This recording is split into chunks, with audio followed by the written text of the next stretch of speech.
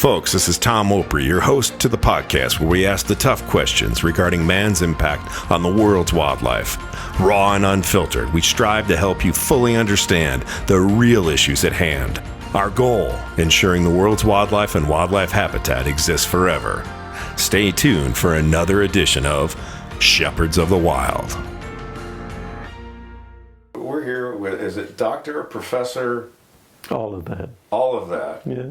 PhD. Master's degree. I did Stuart Marks from North Carolina, who grew up in the Belgian Congo and has spent over 6 decades researching the relationship between the Bisa people in what would be northeastern or eastern Zambia along the Luangwa River system there, and their relationship with wildlife. Mm-hmm. I remember going up the Congo as a kid. We had to take the train up from Matadi on the coast up to Leopoldville, as it was called then, on Stanley Pool. And then we took a back paddler upstream for about a week and a half and turned into the Kasai River and then to Port Franqui. And that was, I didn't realize this until much later, all of that infrastructure was put in. The railroad connecting it to the mines in Katanga was put in with CIA funding for the Second World War. It was the Belgian Congo that supplied the uranium that made the bomb that destroyed Hiroshima and brought World War II to an end. Didn't know that. That was part of the silence of those times. But it was quite a scene. And then when I came back to college in 1957, what was on the reading list in literature on my freshman year was The Heart of Darkness by Joseph Conrad. And that set me to thinking right there that something had happened, because our parents were sincere about what their mission was, and they didn't want to disturb our childhood, because that's a great place to grow up, really, in the sense. And I made the most of it, because one of my father's clients was the Belgian game warden, who was an early administrator who had brought the South Kasai under control, and he had a game reserve, and he befriended me and got me all kinds of connections worldwide in conservation, because my first act was really trying to figure out hunting and going to the family farm. Made me realize that there were things there that people found interest in animals, in hunting, and that's become a theme of my life, in the sense of hunting, because it is a human activity, has a lot of connections to that, and makes ways to realize the order in a whole bunch of phenomena, because people just don't hunt because it's there. They make it their own in a cultural way. And animals have meaning in that sense. So wildlife management as a exclusive discipline, in the sense of a biologist, is something different.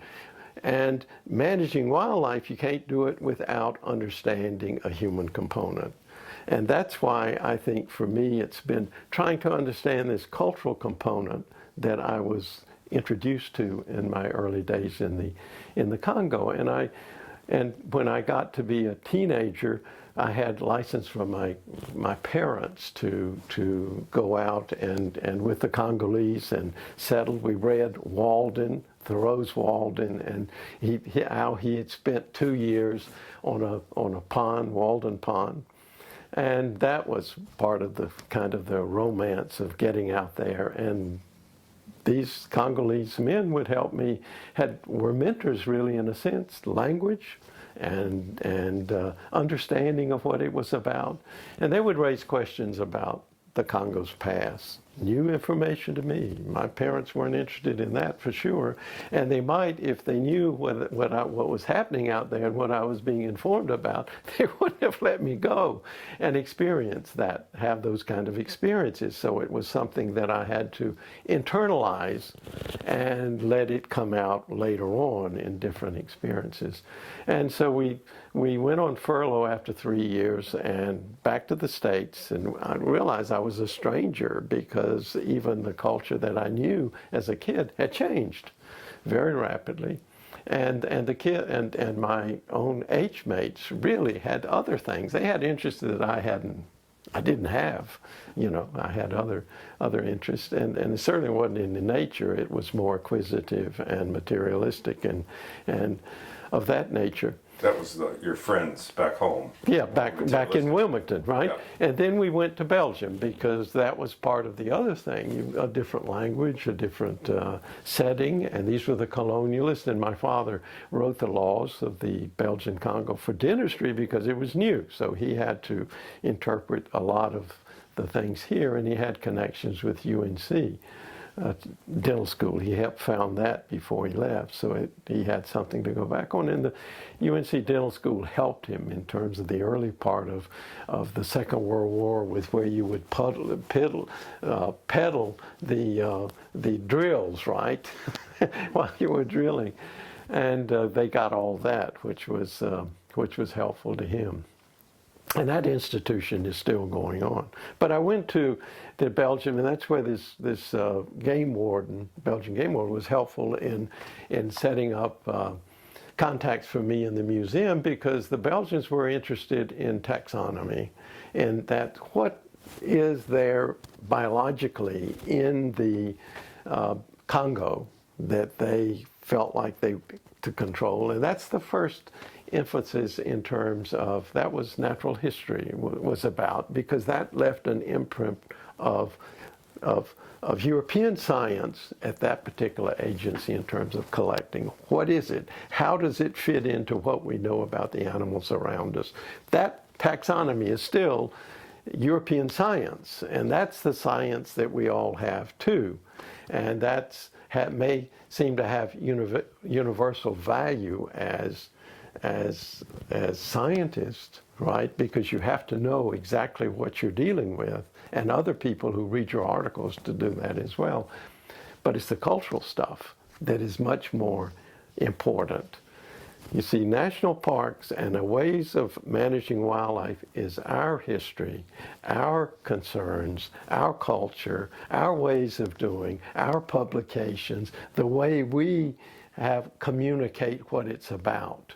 And it's a lot of commercialism, too. So when you say our, you're meaning white Anglo-Saxon, Indo-European decision-making processes. Yeah, it may be and even values. It may be even Southern, because Southerners approach wildlife, and has in the past, differently from Northerners, right? They reinstituted the plantation as a fiscal experiment to really bring Northerners down so they could pursue deer, quail, and the like on the plantation, okay, in which blacks were the ones that were the servants and would clean the game and all this kind of stuff, but really kept out of it. And then they resurrected Jim Crow laws to keep them in their place and redline where they were living, etc. So that's part of that kind of stuff that even as a Southerner, I didn't realize how deep it was in terms of divisive it was for people living in the South. We had people in our household. I had a mammy. We had people in work in the yard, etc.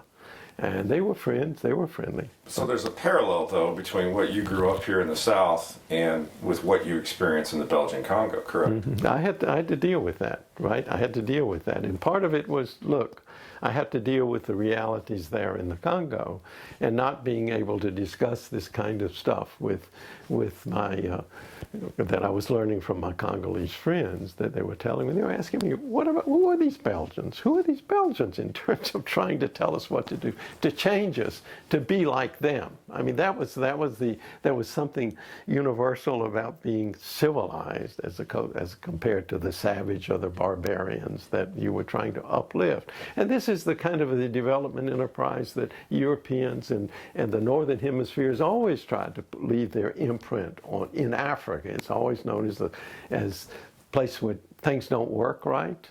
It's a dark continent. It's a lot of things that are unreal and is not part of our world at all.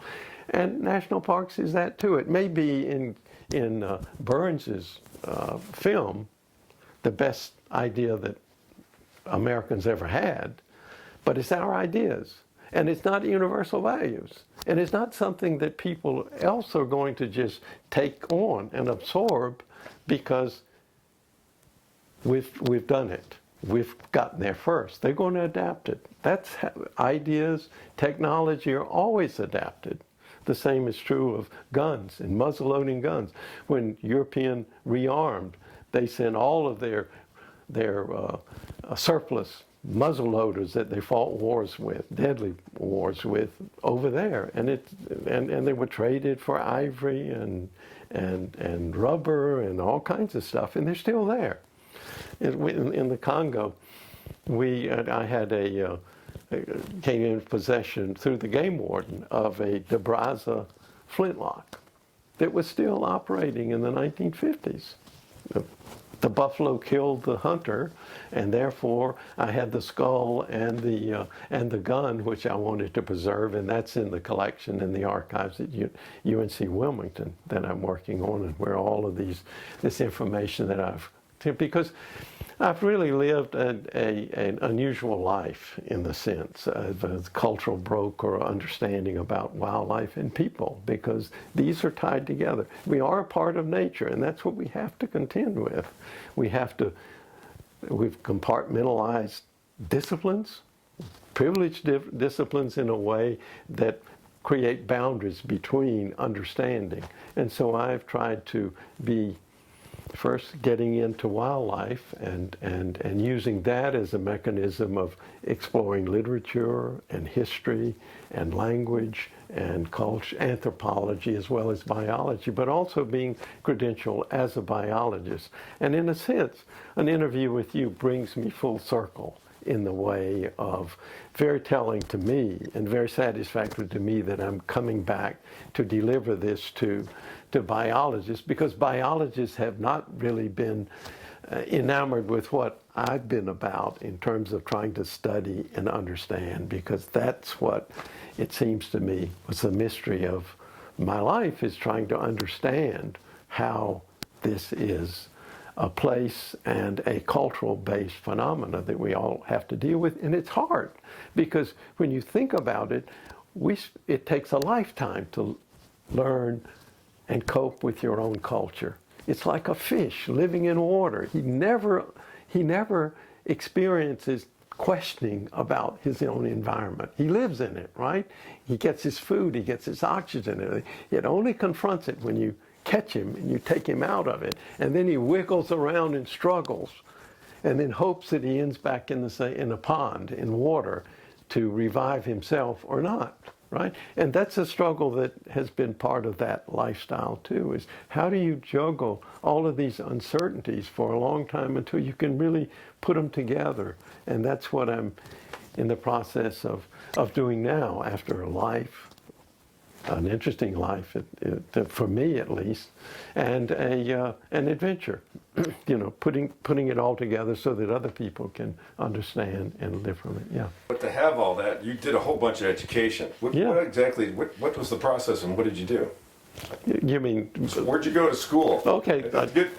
Let's lay it out for everybody, because we're going to have people from all over the world that are going to listen to this. Okay. So we want to be able to substantiate that you're just not an old crazy guy. Some people still think so, right? Yeah. This is my occasion to say I'm not so crazy after all. Maybe worth listening to. So I did that, and then a Fulbrighter I could go any place that I wanted to, either Berkeley. Berkeley was kind of far because my parents were still in the Congo when I graduated at NC State. But there was this Fulbrighter who was a little bit closer in Michigan State, and there's a graduate student at NC State at that time, and he said, well, why don't you come up with me and meet this guy? And so I did. And that was George Petrides, who had spent a year as a Fulbrighter in Kenya, and had worked on policy, wildlife policy, and also grazing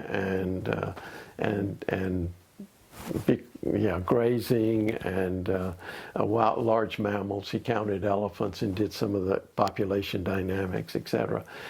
And so I was there 2 terms at Michigan State, and then came along the opportunity to go to Alaska as a field biologist for a year for one of his graduate students who was working on black bear, and that gave me the opportunity to work on a master's in sex and aging of black bear, because it was part of the determination of demographics of wild populations. You got to know what the populations, whether it has recruitment and sustainability through time, and what kinds of age classes are there, and what's being taken by hunters, etc. Very much a part of that. And so I did that. I had skeletal, some in alcohol, but I did a whole bunch of skulls. And so I worked out a system where you could tell the sex and the age. And that's where my father's dentistry was very helpful, because he said, Stuart, I think that they have lines in the canine teeth. If you look at the teeth in the cementum layers, where you could count them, you got to give a year and a half for the milk teeth that bears have, but you could count them. And sure enough, that it was. So he made some medial sagittal section, and that was part of the article, as well as some of the bones and the development of bones in the paws and the bacula, the male bacula, and the skull. The morphology of the skull and weights and dimensions were very important. And so put all this together and show how you could divide it into age classes for field biologists. So that was the thing. And it was while I was, when I first got up there to Alaska, I was stationed to St. Lawrence Island in the Bering Sea, very close to Russia. And I was positioned there to take toll of how the Inuit there on the island, who were all in the army, really National Guard, because that was so close to Russia, and they had a radar station on the island too. So you're talking about during the Cold War? During the Cold War. This is during the Cold War still, yeah. And so I would go out with them and stayed in a one-room house with an Eskimo couple, Inuit couple, which was great. And they were talking about federal biologists and how they didn't understand what that was about either. And so, I mean, there were a number of a few violations there, mainly among ducks, that they were taking. And I told them, be careful, because I'm not one of those, but I'm here to find out about walruses and seals and this kind of stuff. But be careful, because they can arrest you for that, even if you don't know it. And so that led to that kind of conversation. What is it about that? And he said, look, we've been here for a long time, right? We live off it. We don't have any agriculture. It's animals that we have to live off of, and we take care of them. And we do. So what you're talking about there is that they didn't understand being on the land for, centuries and centuries and centuries and generations after generation. The fact that people in Washington, D.C. had go ahead and created, national wildlife, or specifically waterfowl regulations, because they were being managed by the U.S. Fish and Wildlife Service. And these people on American soil that had been there forever didn't realize that there were now a new set of rules that just didn't make any sense to them, because... That's right. It's the same thing that Westerners have with Easterners, really. And Southerners have always had with the rest of the United States, until those barriers are beginning to break down as well. I mean, there are a lot of Northerners who have gone south because of the warmer weather. And so it was that I took back after I got to do some moose studies and caribou and brown bears flying over an area for a number of times with 3 different counters at different times during the day to see if we had comparable sightings on the bears on the peninsula. That was an interesting thing. That was written up and all. And so I went back and I told my professor, Patrice, I said, look, this is what I want to do. You know, I'm sensitive to this cultural stuff, right? And I think it has an important place, especially in global conservation. It's all right, the kind of management we have here, but you try and implement it elsewhere. You are in murky waters, and there are a lot of things you need to understand about it, that you need to build upon bases there. And if you look, and part of this is it is language too. You know, if you can't communicate, and they communicate to you in English, the best of them, or you talk to them in English and they translate it into it, you got to watch how it's translated because translators are very important, and they make it presentable, not what you said necessarily. And that's been one of the difficulties in conservation, to make those kind of those translations of what they were doing when you come and go. You weren't there for long periods of time. And that was I said, look, that's what I want to study. And he said, okay, establish yourself as a bona fide biologist, and I'll support you for your PhD. And so that's what I did. I finished my PhD, published it in the Journal of Wildlife Management back in 65, 66. And was fortunate, and I taught for him. I taught his courses so that he could go get training in radio under Odom, you know, because there was the atomic age, and the Atomic Energy Commission had money, and it was interested in the circulation of these toxic materials through rats and rabbits and quail and deer, etc. So that wildlife units had sources of funds for graduate students and the like. And so I was fortunate to get a Ford Foundation grant through some contacts in Washington and the like, who suggested that, you know, these were available, and through the African Studies centers that were being established too, because the idea was, if America was going to take a leading role in the world, there had to be knowledge bases upon which any kind of development could contend. And so that was the beginning of aerial studies, in which African studies were different, the Asian studies, and South American studies was very much a part of the education. And so I had an advantage there too, in terms of getting in.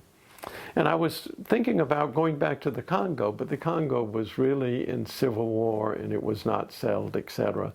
So I wrote up this proposal to the Ford Foundation among a bunch of contestants, and won one. The only one that biologists that I know of got one, really, has ever had one. And they asked me if I would go to England, because they knew more about connectedness and networks and in the social science and the humanities than I did, because I'd only been in the sciences. And that's where my education was. I said, sure, I'm amenable to that. I'm married to an English major, and she would be glad to go to England too and study with me, and we could study language and economics and politics and African languages, of which I already knew one. And so I got that, fortunately, and that gave me 3 years, a year of study. I had another grant to start studying Bimba, which was a cognate of the Bisa, Chibimba, and then Chuluba was what I learned as a child in the Congo and had a grounding of that too. So these are these African languages. The African languages, right? You were actually, were you at a university in England, or? Yeah, I do. London School of Economics and Political Science, and LSE, the London School of Oriental and African Studies, University of London. I mean, it was a great time. And Martha and I spent most of our time either riding the rails, going into town because we had to live way out in Golders Green, and reading. God, we just covered a lot of materials. And this is when biologists were also beginning to the International Biological Program, setting up reserves and finding ways of turning the game reserves that were already there, putting locks on them in terms of national parks, politically, kind of making them mainstays on a landscape. And so I met a lot of biologists there too, and Petrides was there, etc. And I sent a lot of letters when I was still at Michigan State with Petrides. He gave me a whole bunch of people that he knew who were Leakey and a lot of biologists that he had worked with, and they worked in the game department. And it wasn't very, I mean, they didn't think this was something that they would be interested in because they were still confined to understanding what the biological order was and really finding ways of managing it and having it institutionalized in that sense, in that fragmented sense. And so they said, well, maybe you could do something. Botswana was one of the ones that was most helpful. They said, yeah, I think we can find things, because there was a lot of wildlife use, dependency to, in Botswana. And the Zambia responded very favorably. They even sent me a map of the place, and it was in the Luangwa Valley, and it said, look, there's a place here that's surrounded on three sides by national parks and cut off from the escarpment from the plateau of northern Rhodesia, as it was then. And I thought, my gosh, that's my petri dish right there, right? I mean, surrounded by alienated territory, really, and people and animals living together, large animals, etc. And I figured that's a place that I should be, right? That would give me that. Really, did I realize that all those boundaries were so porous in so many directions that they didn't matter very much. And it's been one of the things that I've gone back to over and over and over again for 6 decades, you know, putting in years here or a couple of months every decades, you know, since. So the research you did there with the Bisa people, kind of summarize for me, you know, for people just quickly, what is it you were trying to accomplish, and what did you accomplish? Okay, what I accomplished was a PhD. That was my personal quest. So that my first year and a half there was really kind of vacuuming as much as I could of information, landforms, where people hunted, getting to know hunters themselves, getting to know the social structure and the culture, learning the language too. And when you talk hunters, though, what you're talking about are the native people, hunters that's right. within those local communities. We're not talking about white safari hunters from Europe or for America. We're talking about people that have been on the ground since the beginning of time. Well, not really. I mean, they were migrants. They'd come in. They've been there for hundreds of years. Hundreds of years. Yeah. And it'd been a place that Portuguese had, one of the main trading and ivory and slave trades went right through the area, and to the East Coast where it was sold. I mean, slaves were for carrying ivory, after all. And that would have been when, the late 1700s into 1718 on to 1890. You know, 1890 is when the British assumed a protectorate over the area. And Nabwalia, which is where I was stationed, was an administrative center for the Luangwa Valley for a period of 8 years, established, and then they went on to up to the plateau, which was more healthy for Europeans. and got out of the valley because it's deadly hot during the summers. Even the locals are miserable during that time. They get away as they can, or spend time in leisure, catching up for what they do for the other part of the year in agriculture.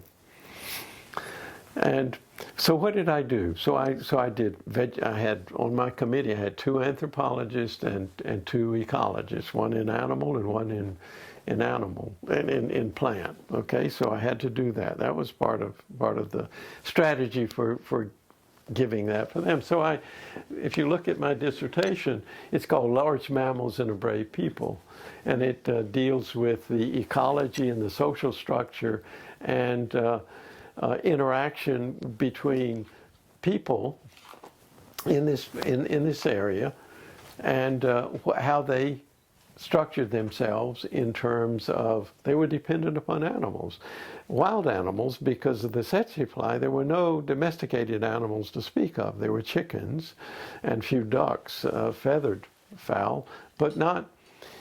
And elephants and rhinos and hippos and leopards and lions they were. And they were as dependent on the wild fauna in a way to keep them out of the field. And the local hunters there was a commons. The wildlife was a commons, and they regulated it because they had some distance. This was very difficult for the administration to administer. It was a frontier in a real sense.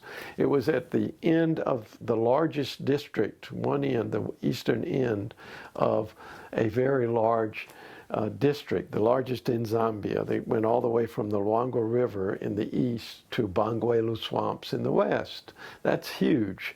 And Mpika on the plateau was the administrative district. They didn't like going down there because they had to have a whole safari of 100 and so people and armed guards take them down, escort them, and spend several weeks on tours looking at the place and making sure it was orderly and all that. So give me an idea. When you talk about this area, give us some sort of perspective that people here in the United States would understand, or Europe. I mean, how big was this area? I mean, was it the size of a U.S. state? I mean, just no, where we've been filming is the size of it's bigger than Delaware. Okay, no, this was probably smaller than Rhode Island. I mean, because it was about 60 miles from the escarpment out to the Luangwa Valley, and it was a kind of a corridor there with people. And the reason why there were still people there, because it's a very scarce environment to make a living in. I mean, you have to know the spaces where there are goods, where there are plants, and these are not only agriculturalists, subsistence agriculturalists, because even if you produce a product of grain, maize, or sorghum, you've got to carry it out, and that means you put it on your head or your back. Chickens are much more portable and much more return value for your efforts. And so they do that, a lot of sales, and also mats and baskets and earthenware they take up to sell. So it's close enough, 5 days to walk, and then you have to sell it and buy things and come back. So it's somewhat distant, and it still is, because the road was not put in until 1960, and it's a very difficult one that has to be improved after the rainy season, and you have to build these bridges over the gulches because they're washed out. It's difficult, really. I mean, we took certain risks. That was part of it. That made us vulnerable. We were aware of our vulnerability. And I think that being aware of the vulnerability, we don't like to show our vulnerability, really, but people can pick up on it. And I think people were receptive, very receptive to that, knowing that I had privileges as a European, but I didn't act on them. I wasn't going to tell them anything. I wanted to learn. I was a child, and that's what I said. I'm a YJ. Look, tell me. You're elders. You tell me what it is. Let me ask questions. I'm not in medicine. I don't have medicine. I have medicine for myself, and I'll help out. And Martha would go and teach at the school. That was our contract. And I said, look, only thing I can give you is politically I can help you in the sense of putting what you tell me into a book form so that other people in Zambia will know about the Bisa and their significance. You've got animals. You've got things here that are worth being. The Bimba have an ethnography. I'm going to write one on you. Help me write it. You know, help me, and I'll do it. And that's what I had. That was the contract, really. And they became friends. They weren't subjects like anthropologists often are, you know, but I had to keep my distance. I couldn't become involved. The way of becoming involved is to marry, right? That's how you bring immigrants in, right? I said, no, I've got a wife. I've got children. That's what it was. Our children were not born there. That was. So you got the PhD, and then that led to the next 50 some years of regular trips to Zambia, and you showed me one of the not a diary, but the data stacks that you guys have been putting together. Really, what was the result of 60 years? I mean, what did you guys do, and what's been the end result of this? It's a process. It's a process. You accept the contingencies, the risk, the uncertainties of, look, it's a mystery, right? And you tackle it slowly at certain times. And it seems to me that processes don't lend themselves to grand theory very well. I mean, and that's how most research is gone. I mean, you get a grant and it's only for some time, and you do what you can about that certain time, and then if you're in academics, you do something else because there's another grant that takes you somewhere else. And it wasn't intended that way. I was in that mold, but I learned that to get out of that mold takes certain risk and uncertainty, but you can do it if you want to. I mean, that's what America is about. You can make your dream live. And I think that's more realistically in terms of trying to deal with conservation issues and cultural issues and human issues, rather than expect that our lifestyle is universal and therefore the values are universal. Everybody wants to be American. They don't. They have their own identities. I, as a Southerner, have my own Southern identity that I use against when I'm conferring with Northerners or Westerners or whatever, that I can use. And there are others, white or American or anthropologist or biologist or historian, whatever we're talking about, has a language of its own that I have an identity in, because I have produced knowledge that has been replicated in journal of reference in each one of those.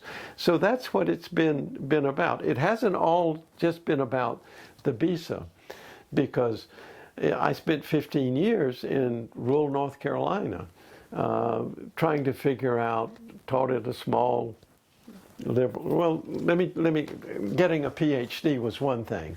And a PhD in biology, there wasn't much that I could do for in zoology in terms, it didn't translate because it had become more of a science, experimental, laboratory, those kinds of things, and field. There was field biology as well.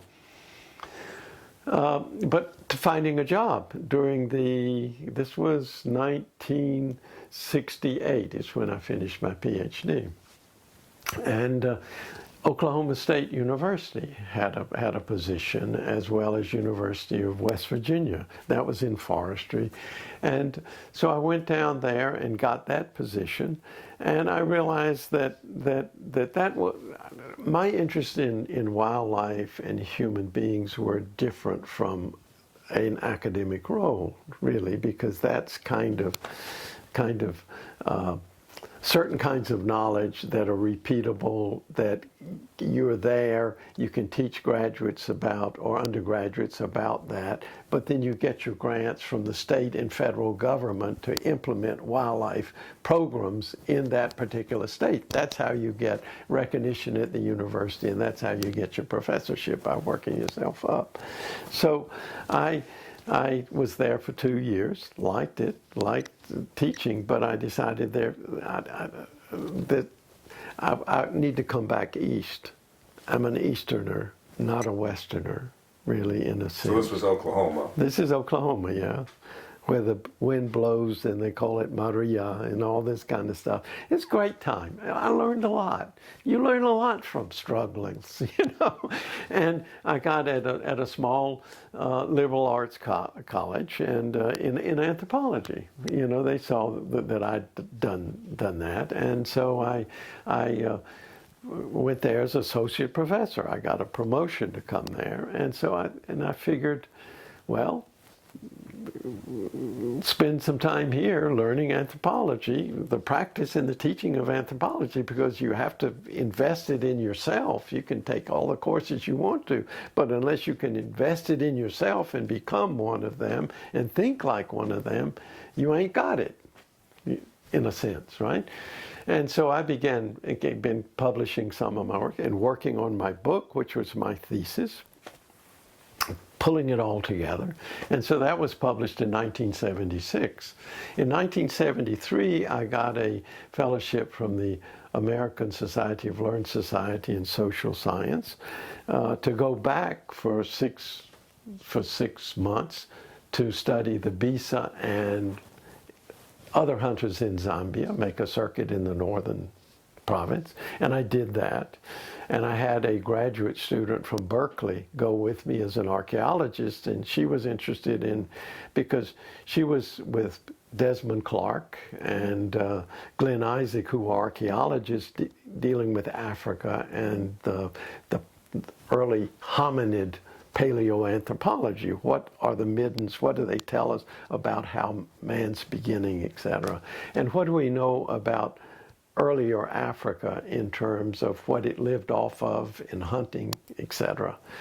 And so she was interested in the taphology of how do you know it's a predator kill as opposed to a human used thing. I mean, and there are ways you can do. I mean, they by little incisions on the bone, etc., and whether there are other breaks in the bone. And so had that, and that got me to Berkeley to teach they asked me to come out and teach for them a course on human predation through time in ethnology and in zoology, right, to a bunch of graduate students, and we took time, which was great. So I got to Berkeley and teach there for a semester while I took leave, and there I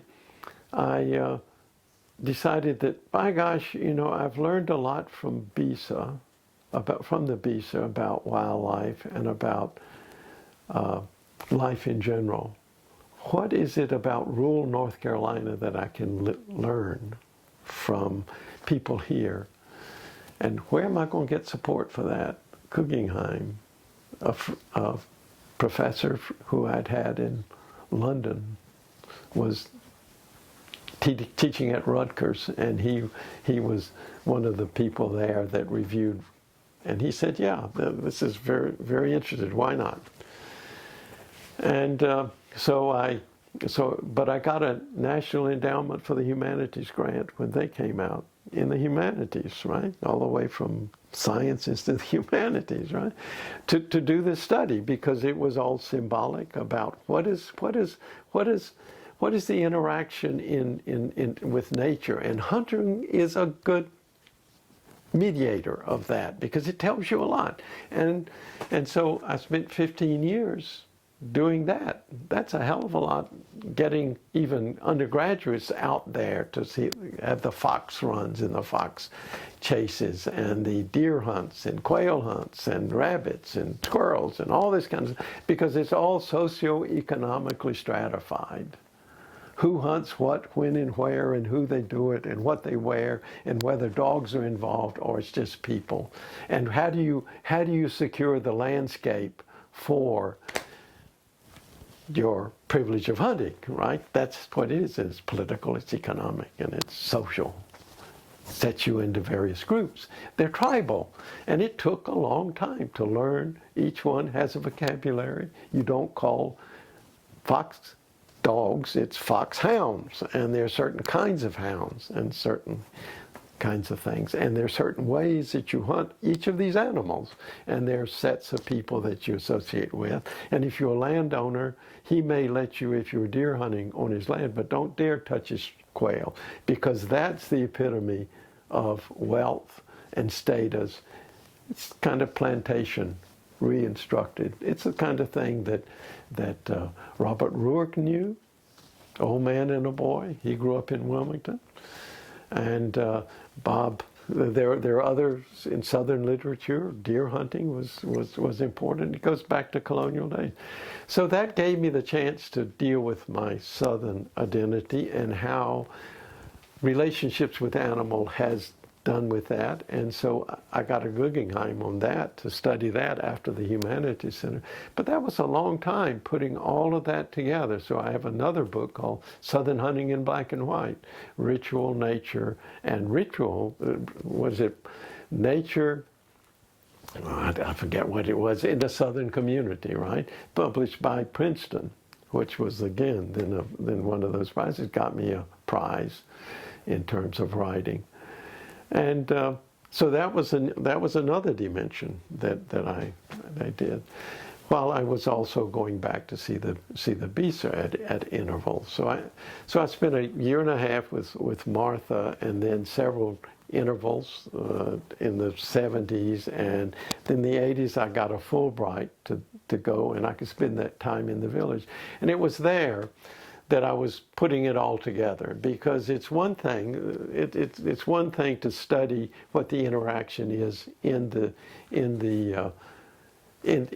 bush, right? But it's also the distribution of those goods into the village and what that's about, and it's building up relationships among people. People matter so much more than cash. This is a good that is only worth so much shelf life, so to speak, right? It lasts only so long, so you have to distribute it in a way equitably among people you're related to, because they depend on. And you also protect their crops, and you also protect them against other lineages, and that's a responsibility. So that's a role. And I learned something about management, because they managed it, and I have records to show that it was somewhat in equilibrium, really. How did they do that? By managing the manpower of hunters. Who was hunting? And it started with a dream. You ask them, I ask them, because I talked to, oh God, I don't know how many hundreds of hunters. It's a dream. It starts with a dream. And they have this configuration, and they're confused by it because it's a dream, and they go to their grandmother or their grandfather and say, what's this all about? And for them, it's a way of interpreting a dream meaningful for the individual, because they say, that's your grandfather, or that's your uncle, maternal uncle, that is really saying, you become the hunter for us. You take that role of protector for the group. You may go to labor, to become a labor migrant for a while, but you come back and stay here, and the rest of the young men and the older men spend most of their time in migrant labor. Okay? And they come and they have gifts, they have funds, they send remittances back. That's your competition. But you have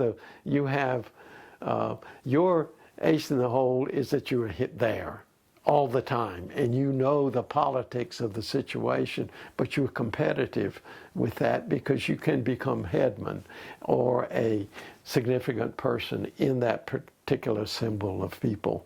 And that's where the competition. So I followed 3 generations of that, the one at beginning it, and that's what I write in the books about, yeah. I'm gonna just do something right here. Let's see if I can turn this lights off. Yeah, that's better.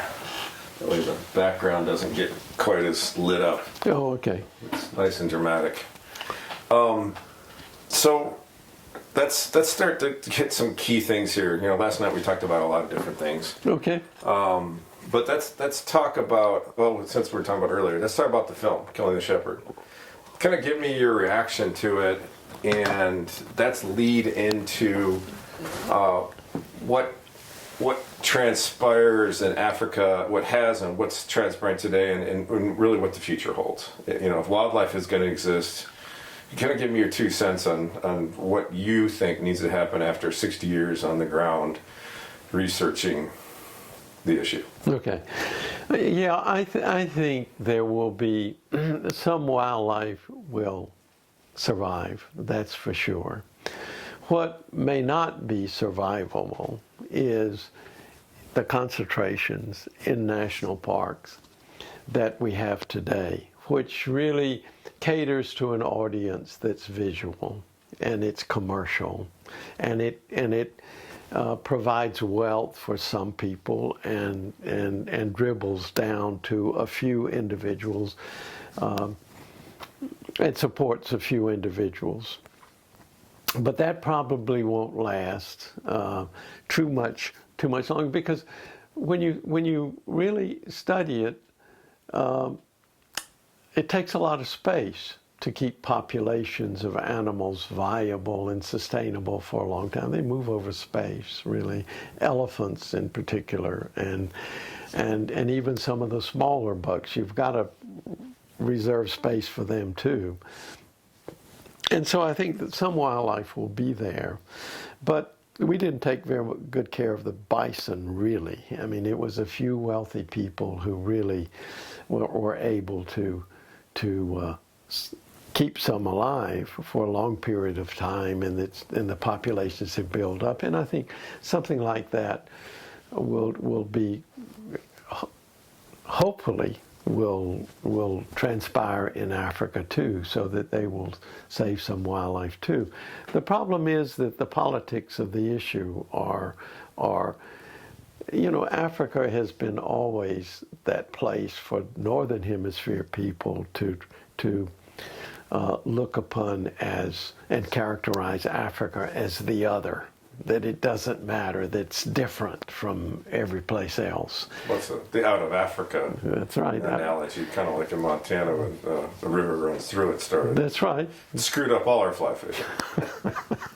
No, I mean there are lots of similarities. I mean the dichotomies is way language is positioned anyway, and it seems to me the most meaningful things are in between those two, so that you don't get caught in prescribing those boundaries and saying, oh, you're over here, so we don't have to deal with that. You're going to become like us. No, it's not like that. We live in a very diverse world, and we're going to have to accept that. Not only that, but we aren't. We may have been created in God's image, but we're still a part of, like these other creatures who were created in an image that He had for them too. And we are part of this whole wide world and interrelated in ways that we hopefully will understand and will become a part of our being.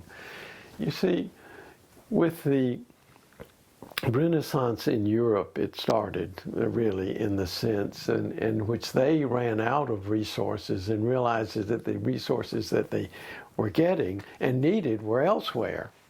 And Africa was one of the last places that were developed and colonized and tried to change to be really the supply depots of the Great North, industrial North, especially as it industrialized, and had advantages of transport and guns and God knows you many things, warships and everything to impress their will on, at least for a time.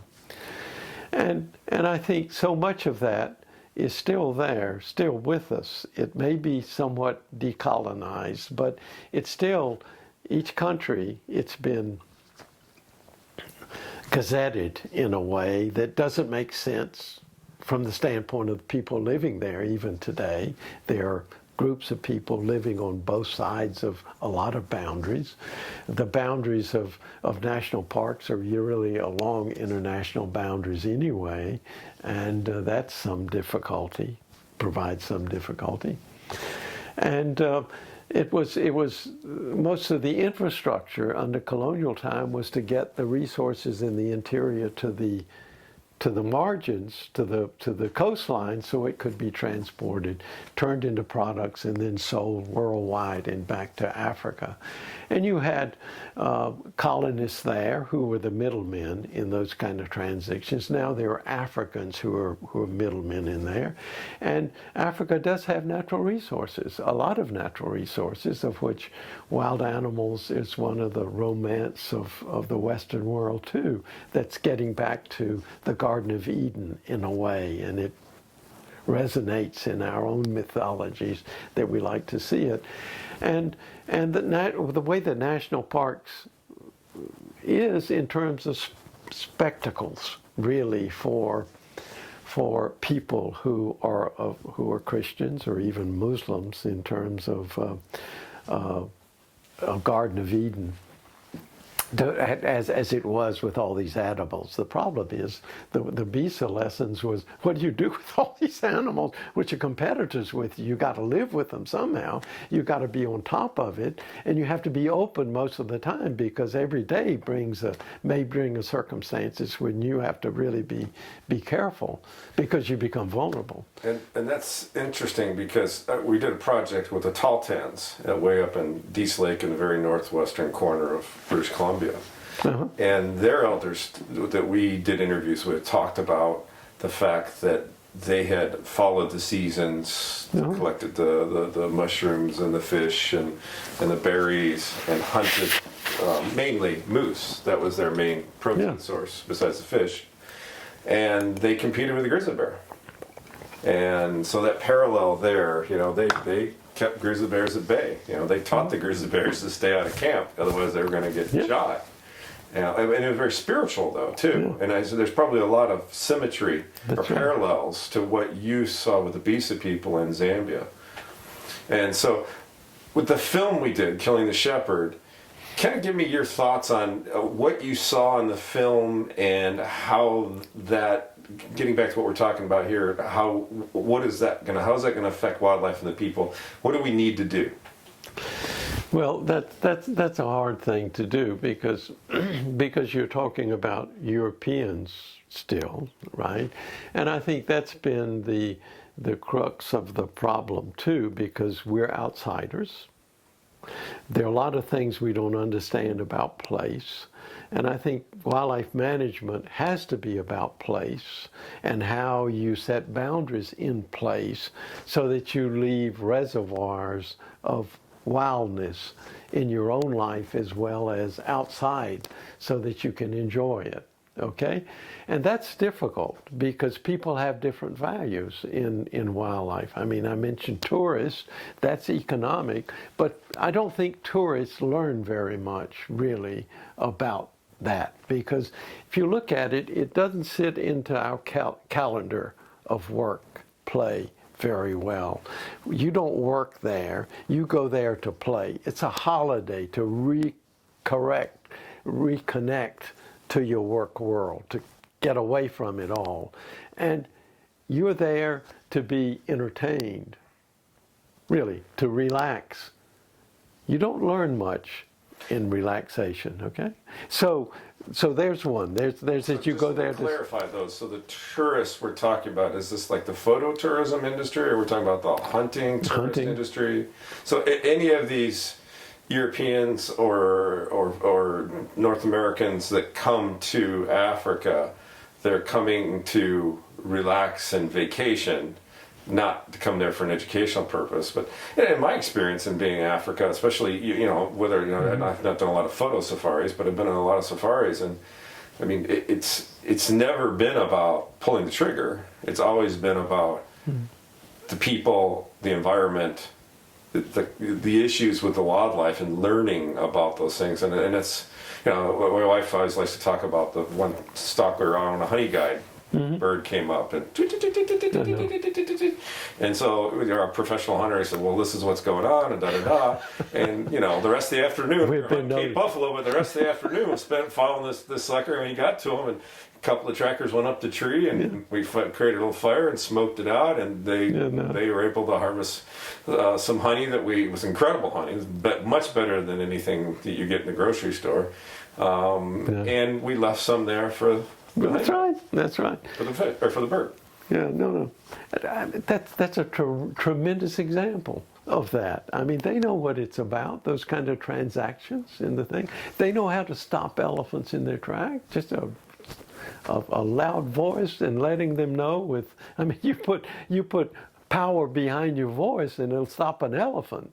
Really, I've seen it happen many a time. But you have to be there and stand your ground and be prepared to run in case it's not. That elephant could be a sin animal and controlled by a sorcerer that's going to do you in, and he's got your name and he can do you in. You have to be prepared for that. The Bisa differentiate between three kinds of lions. One is a kind of a spiritual lion of order and self-identity and respect, and it's usually associated with the chieftainship, right? When these lions come out and come into the village and they roar and they let people know that something has been disturbed them, they know that's ancestral spirits telling us of the chief. The chief is the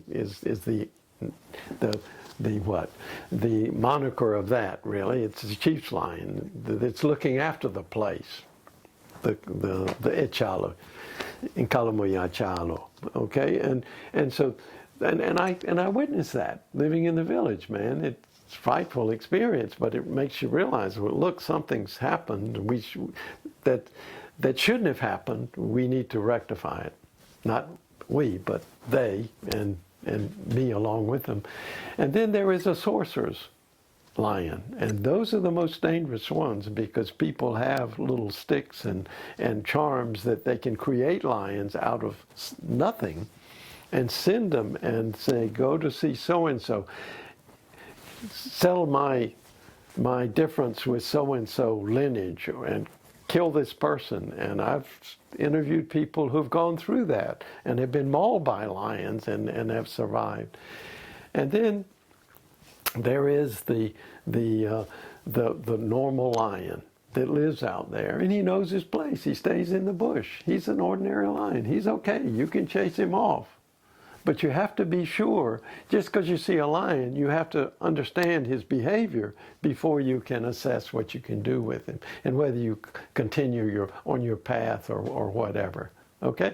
And the same applies to buffalo and to elephants and all the dangerous animals. Yeah. So you have to be careful. And I'm sure that among the Soli is very much there too. Pick up the information. Where do we go from there? Well, why don't you just kind of give me your first impressions of the movie?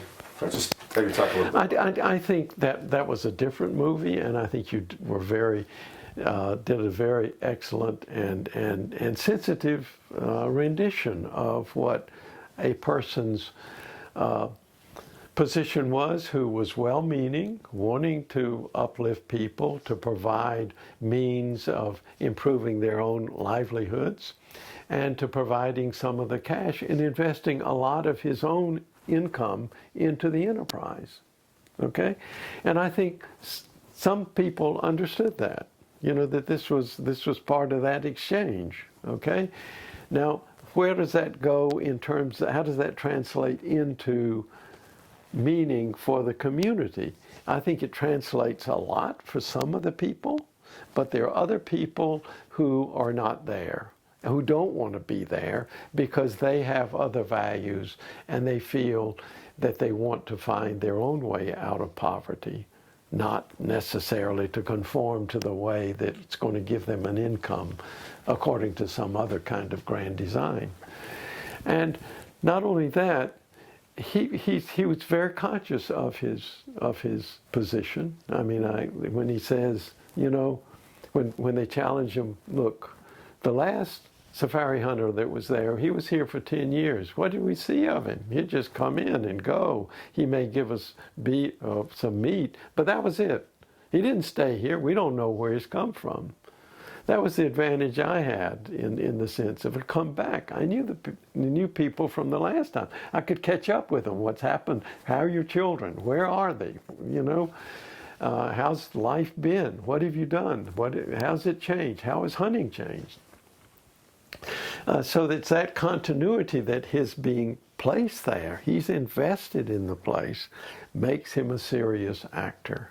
Okay, now some of this cultural stuff that I'm aware of is really what the catches are, because with success comes other people coming in who you don't know, and it's difficult for you to distinguish the people that you don't know very well. You know some of them, but not all of them. It takes a long time to know people, really, because people do play tricks on one another. And I think that's why the kind of research that I've done in terms of realizing that you have to own it over time, because it is a process. You learn early stuff that people wouldn't tell you before. They said, and when I'd ask them, I said, how come you didn't tell me that way back in '67? He said, well, you know, I didn't know what you'd want to do with that information, and I wasn't relaxed about it, etc. But now we know each other and we're friends, and it hasn't hurt. And I can say for the Bisa that I've known, I have really consciously not done anything or published anything that would increase their vulnerabilities beyond what they already had. And I can say that honestly. Well, and I'm in the same boat. I've had many people ask me about the chiefs that we have in the Kingdom of Shekabeto, that obviously we had 2 chiefs die during the 4-year period of filming, which is not normal. Yeah. And one of them definitely was poisoned based on, a medical analysis, and autopsy. And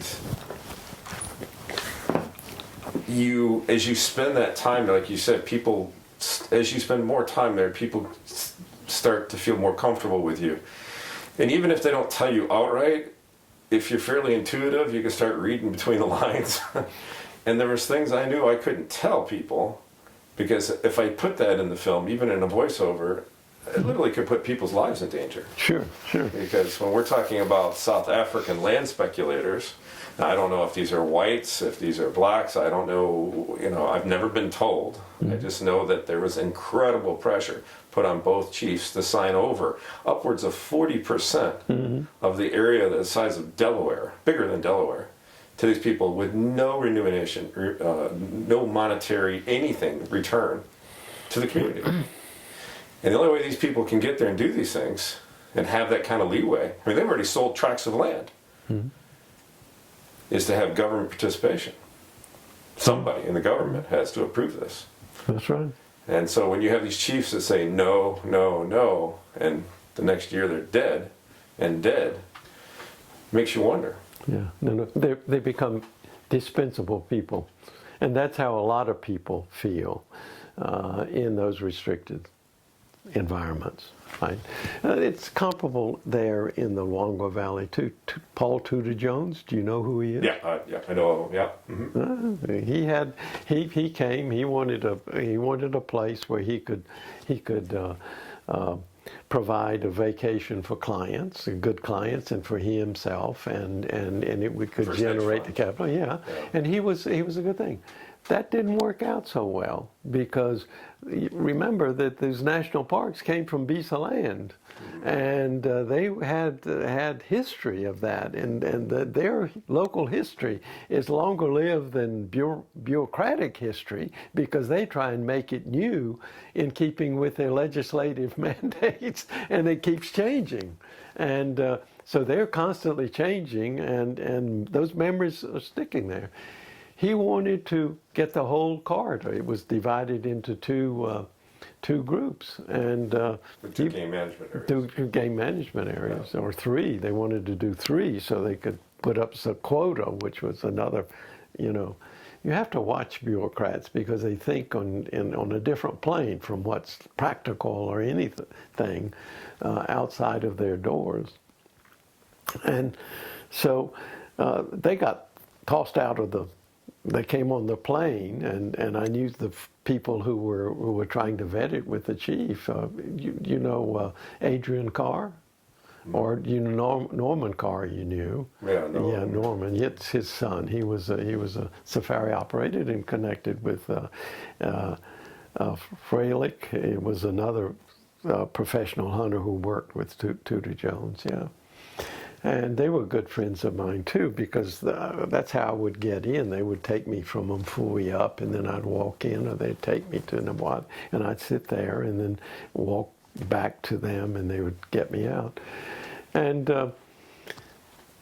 they were thrown out, and there was a big problem that developed politically because the government wanted Tudor Jones with all his wealth there, as well as in what was the chief doing? Well, the chief had chief justices in the judicial system telling him what to do, and I have records of that, you see, in terms of what they said. He said, don't you take this kind of thing. You don't take 99-year leases on land like that.